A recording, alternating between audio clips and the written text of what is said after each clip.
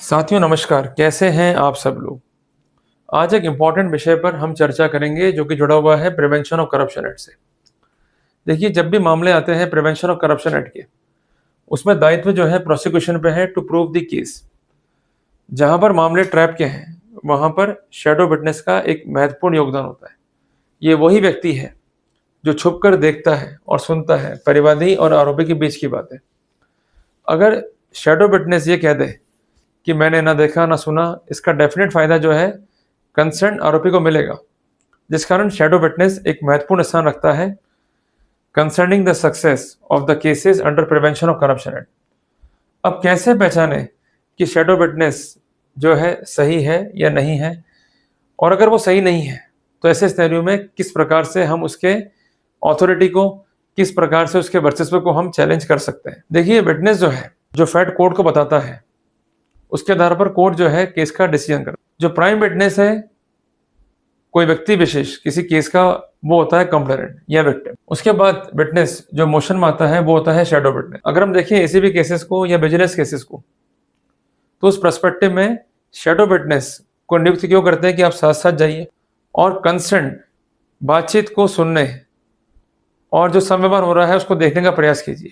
मानना ये होता है एसीबी या विजिलेंस का कि अगर शैडो विटनेस साथ जाएगा और अगर उसने देखा और सुना है, भले ही मुकर जाए परिवादी, इसके बावजूद भी हम केस को स्टैंड कर सकते हैं on the basis of testimony of shadow witness, जिस कारण शैडो विटनेस एक महत्वपूर्ण स्थान रखता है एसीबी केसेस में। इसके अलावा इस बात की पॉसिबिलिटी भी है कि रिकॉर्डर लेकर परिवादी अंदर गया, उसमें कंसर्न जो बातचीत है वो रिकॉर्ड नहीं हो पाई, तो ऐसे सिनेरियो में जो भी घटनाक्रम हुआ उसकी पुष्टि के लिए शैडो विटनेस का एक महत्वपूर्ण योगदान है। पर एक बात ध्यान रखिएगा कि जो शैडो विटनेस है, it is required to be independent. कई बार ऐसा होता है कि जो शैडो विटनेस है वो कई केसों में गवाह होता है। ऐसे सिनेरियो में जो शैडो विटनेस है उसको कहा जाएगा पॉकेट विटनेस, और उसके स्टेटमेंट जो है इतने विश्वसनीय नहीं रहते। इस पॉइंट पर एक इंपॉर्टेंट जजमेंट है ऑनरेबल कर्नाटक हाई कोर्ट का, मैरी अनीता बनाम स्टेट ऑफ कर्नाटका। जजमेंट का डेट है 22/11/2024।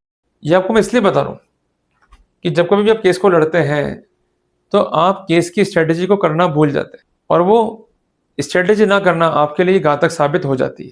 एक्चुअली अगर लड़ रहे हो शरीर से और दिमाग नहीं लगाया तो उसको लड़ना नहीं है, उसको कहते हैं मूर्खता करना। आप देख लीजिए बड़े बड़े लोगों को जिन्होंने बड़े बड़े युद्ध लड़े, उनका पैटर्न क्या था कि सबसे पहले जो मौके की स्थिति थी उसको देखते थे।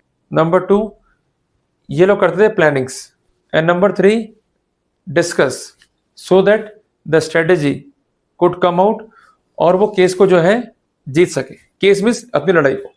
जिन जिन लोगों ने गलत स्ट्रेटेजी बनाई, गलत प्लानिंग करी या डिस्कस ही नहीं करा, उनको जो है सामना करना पड़ा हार का। आप कहते हैं कि भाई केस झूठा है, पर कह देने मात्र से केस खत्म नहीं हो जाएगा। केस को लड़ना होगा, पर लड़ने से पहले तैयारी जरूरी है। शैडो विटनेस को असर्टेन करना है कि ये इंडिपेंडेंट है या नहीं है।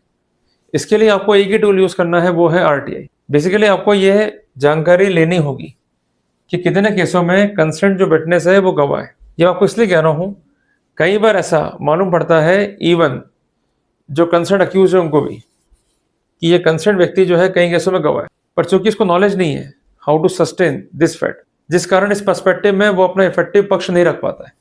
मैं आपको एक बात कहना चाहता हूँ, अगर ऐसी स्थिति दिखाई देती है आपको, सबसे पहले जो कंसर्न विटनेस है वो कितने केसों में गवाह है, उन केसों के नाम नोट कर लो। क्लियर है? उन केसों के नंबर नोट कर लो, और इसके अलावा वो केस पेंडिंग कहाँ कहाँ है उसको नोट कर लो, क्योंकि जानकारी नहीं है तो कैसे आगे बढ़ोगे। दूसरा स्टेप है कि जो कंसर्न केसेस हैं उसके जो कंसर्न आरोपी है उनसे आप मिलो और उनसे चार्जशीट ले लो, और सर्टिफाइड कॉपी अगर वो आपको प्रोवाइड कर देते हैं, उसके लिए जो भी चार्ज आप जमा करा दो उनको। तो कंसर्न जो सर्टिफाइड कॉपी है कोर्ट के दस्तावेजों की, चूंकि रिलेवेंट है और एडमिसिबल है, और कोर्ट उसका जुडिशियल नोटिस भी ले सकता है, तो ऐसे सिनेरियो में डॉक्यूमेंट को पुट अप करना इजी रहेगा to impeach the credit of the witness. Clear हो गया? इसके अलावा अपने को अप्लाई करना है आरटीआई में, ये जानकारी के लिए ये कितने केसों में गवाह है।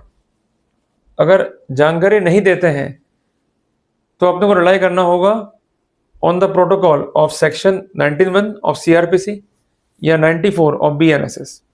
इसका बेनिफिट क्या है कि जब कभी भी इस तरह की महत्वपूर्ण सूचनाओं को प्रोसिक्यूशन विदहेल्ड करता है तो कोर्ट के पास एम्पल पावर है कि वो अपने पावर को एक्सरसाइज करते हुए कंसर्न डॉक्यूमेंट को मंगवा सके, क्योंकि सूचना रिलीवेंट है, डॉक्यूमेंट रिलीवेंट है। अतः कोर्ट इस तरह के आदेश जो है पारित कर सकता है।